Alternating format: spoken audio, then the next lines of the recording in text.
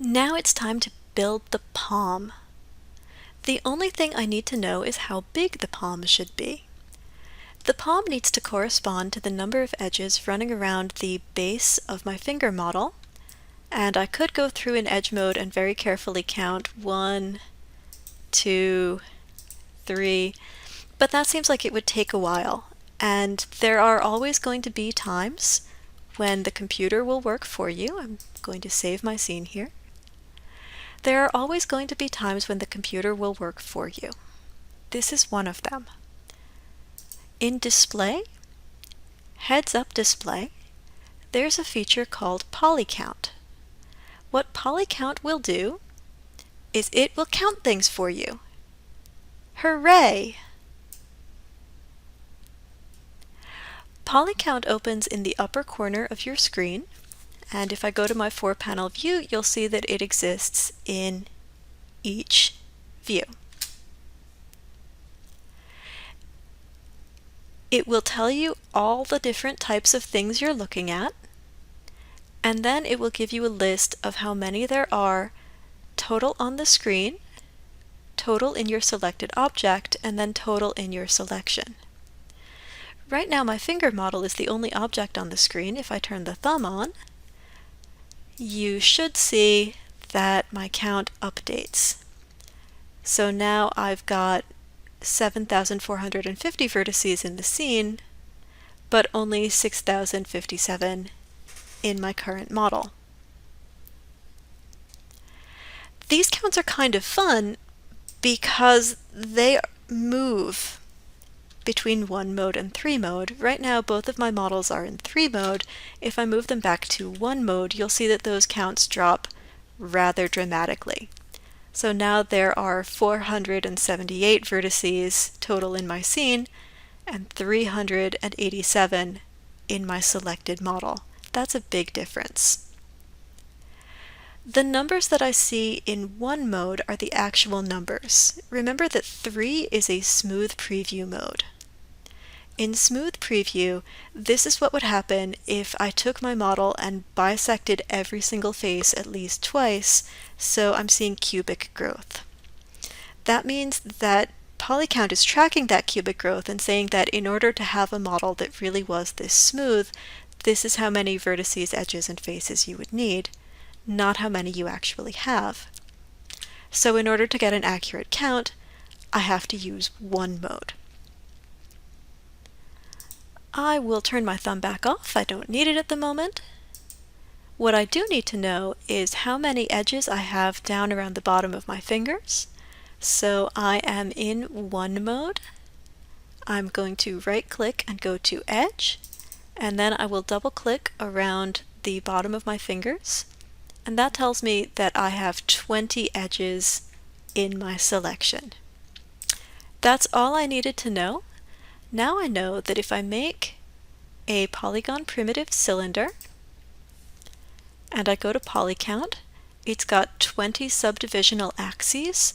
That is the exact number of subdivisions at the base of my finger, so this cylinder is going to make a really excellent palm for me. Hooray!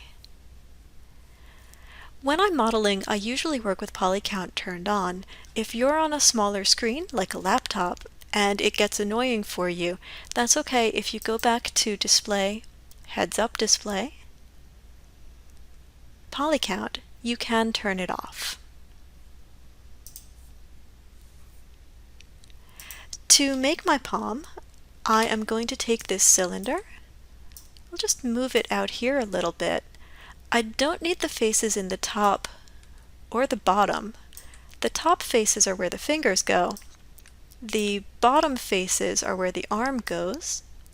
But before I delete those faces, I am going to come into my polycylinder inputs, and I am going to give myself maybe 3 or 4 divisions for the height so that I can shape this and make it into a nice palm for myself.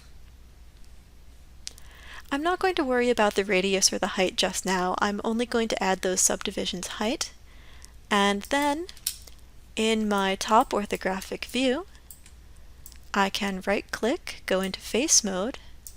I'm going to window select right across this spot in the middle of the cylinder and press delete. That will select and delete all of the faces in the top and the bottom of the cylinder. And now it is a nice hollow tube, and that's going to make a lovely palm for me. This is going to be a really quick model. I'm going to scale this up, move it over, maybe rotate it a little bit, scale it up again. Now it's a little too fat over here, so I will scale it in a little bit along Z. And having done that, I'm going to go into Edge mode. In Edge mode, I am going to move and rotate and scale. I'm not going to have this top edge exactly match the fingers. I just want it to rotate a little bit so that it kind of faces the fingers. Over here in the side view, it looks like that should be a little bit thinner, so I will thin that down and move it to more or less where I think the palm is. Then this bottom edge looks like it needs to rotate this way, because that's where the arm is coming in. We'll move that over there, maybe scale it a little bit. And the same thing here. Maybe pull that back over there. Maybe even scale that a little bit that way. The rest of these edges I just want to take and try to split the difference. So I'll rotate this one a little bit, maybe over by the top of the thumb. Scale that way. Scale that in a little bit. This one looks like it belongs right at the middle of the thumb. And that looks kind of perfect there. We'll make that a little bit smaller. Maybe curve that in a little bit. And then this one is going to rotate out towards the base of the thumb. And that's it. That's the palm model. It looks like a cylinder, doesn't it? Not a lot happened to it. It was not as exciting as you might have hoped for. That's okay. It's good to have a nice, easy model. So take a moment, shape out your cylinder, and in the next video, I will connect it to the fingers.